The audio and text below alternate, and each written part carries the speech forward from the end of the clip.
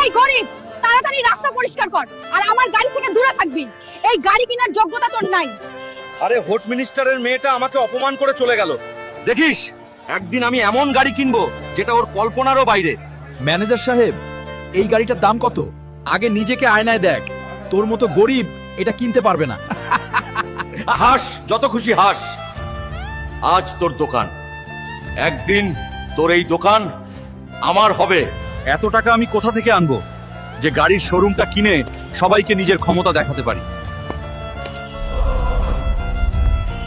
কালো পালোয়ানকে হারালে 200 কোটি টাকা তারে আমি লড়বো। আছে নাকি কোনো বীরের সন্তান যে এই কালিয়াকে হারাতে পারবে? থাকলে সামনে আয়, আমি হারাবো এই কালিয়াকে।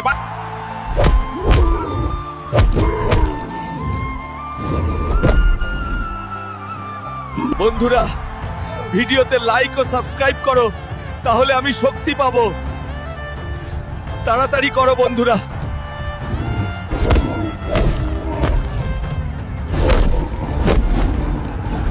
কালিয়াকে হারিয়ে সবুজ পেল 200 কোটি টাকা।